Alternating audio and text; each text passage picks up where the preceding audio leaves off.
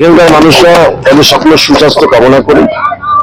বাংলার মানবিক মুখ্যমন্ত্রী তিনি তো হাসপাতালে বিনা পয়সায় চিকিৎসা দিচ্ছে এবং স্বাস্থ্যসাথী কার্ডও আছে।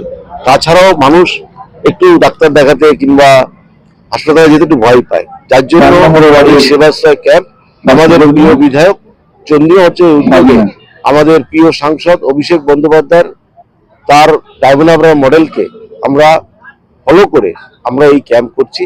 আজকে এখানে নাজিমদা এবং সুলতানা বানু দুই পৌর প্রতিনিধি তাদের উদ্যোগে আজকের এই 4/34 আজকে সেবাশ্রয় ক্যাম্প হচ্ছে।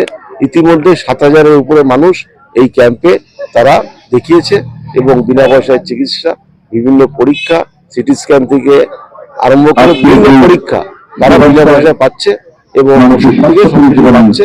আমি এটাই বলবো আপনাদের চ্যানেলের মাধ্যমে যে আমরা মানুষের স্বাস্থ্য পাশে দাঁড়াই, মানুষের সুস্বাস্থ্য কামনা করি, দীর্ঘায়ু কামনা করি। আর ইংরেজি নতুন বছর প্রত্যেকের খুব ভালো কাটুক 2026, এবং আপনাদের যারা চ্যানেলের মাধ্যমে আপনারা এসেছেন আপনাদেরও যেন নতুন বছর ভালো কাটুক এই প্রার্থনাই করি। ইডি সিবিআই দিয়ে বাংলা দমন করা যাবে না। বাংলায় বাঘিনী আছে মমতা বন্দ্যোপাধ্যায়, দেখলেন তো যে তিনি দম রাখে। তিনি সিপিএম এ 34 বছর এই সিপিএম কে নিজের দল তৈরি করে এই সিপিএম কে এখান থেকে সরিয়েছে। তো অর্থাৎ বাংলা ইডি সিবিআই দিয়ে কিচ্ছু হবে না। বাংলায় বাঘিনী আছে, মমতা বন্দ্যোপাধ্যায় আছে। মমতা বন্দ্যোপাধ্যায় তিনি একের পর এক বিভিন্ন প্রকল্প মানুষের সুবিধার্থে মানুষের কাছে এনেছেন। শেষে উনি ভ্রাম্যমাণ গাড়ির মাধ্যমে পাড়ায় স্বাস্থ্য শিবিরের আয়োজন করেছিলেন।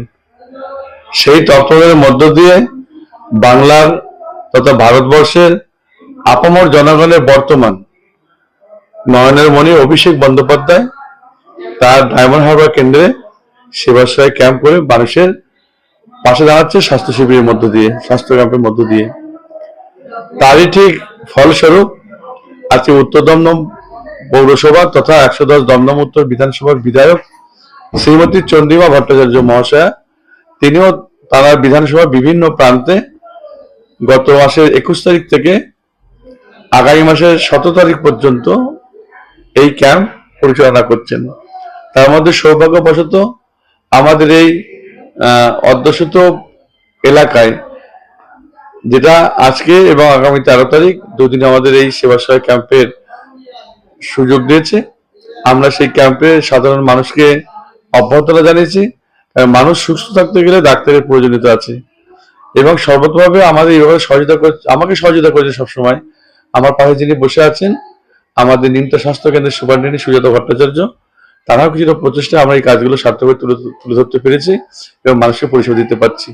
এটাই আমাদের স্বাস্থ্য দপ্তর এবং আমাদের মুখ্যমন্ত্রী মমতা বন্দ্যোপাধ্যায়ের পক্ষে মানুষের পাশে থাকার একটা অভিনব প্রকল্প। এলাকা থেকে তো আজ থেকে ঠিক 1 মাস আগে আমার এখানে একটা স্বাস্থ্যচিত্র হয়েছিল, সেখানে প্রায় 450-এর উপরে রোগী এসেছিল। আজকেও প্রায় 200-এর উপরে যাবে। আজকে 13 তারিখ আছে। আমাদের এই এলাকায় অ্যাকচুয়ালি মানুষ খেটে খাওয়া মানুষ, ছুটি ছাড়ার দিন হলে রোগীরা বেশি আসে। আর বাড়ির মানে ঠিক অপোজিট সাইডে আমাদের নিমতা স্বাস্থ্য কেন্দ্র আছে, ওখানেও প্রতিদিন 200-300 করে পেশেন্ট হচ্ছে, যার কারণে আজকে আমাদের প্রায় 250 মতো পেশেন্ট এসছে। আসলে 13 তারিখ একটু বেশি হবে বলে মনে হয়। পশ্চিমবঙ্গের মুখ্যমন্ত্রী পালায় সমাধান দিয়েছেন, সেই কাজ অলরেডি শুরু হয়েছে। এরপরেও আমাদের দলনেতা অভিষেক বন্দ্যোপাধ্যায় সেও প্রত্যেক এলাকায় এলাকায় রাস্তাঘাট থেকে শুরু করে অভিনব প্রকল্পের পথযাত্রা বলে একটা প্রকল্প দিয়েছে, তাতেও আমরা উপকৃত হয়েছি। কাজগুলো এই মাসেই শুরু হবে, তাতে আমার দৃঢ় বিশ্বাস আমার এলাকার জনগণ যথেষ্ট পরিমাণে উপকৃত হবে। 17 তারিখ পর্যন্ত 20 তারিখ পর্যন্ত 1 মাস। 2 মাসে বলতে হলে বাবু যত বলে পরিষদ দলে বলে তার শতগুণ। তো সেই হিসেবে ইডি সিবিআই এরা হচ্ছে কেন্দ্র সরকারের পালিত পুত্র। যখন যেভাবে বলছে তারা সেভাবে ছুটছে, তাদের কি হবে? পশ্চিমবঙ্গ জনগণই সর্বেসর্বা। জনগণ চাইলে তৃণমূল আরো অনেক বছর থাকবে, জনগণ না চাইলে আগামী দিনে বিদায় নেবে। কিন্তু আমাদের সরকার, আমার মুখ্যমন্ত্রী পশ্চিমবঙ্গে যা উন্নয়ন দেখেছে, আমার মনে হয় বাংলার জনগণ 2026-এ মমতা বন্দ্যোপাধ্যায়কে আবার বিপুল সংখ্যায় গরিষ্ঠ করে বিধানসভায় পাঠাবে।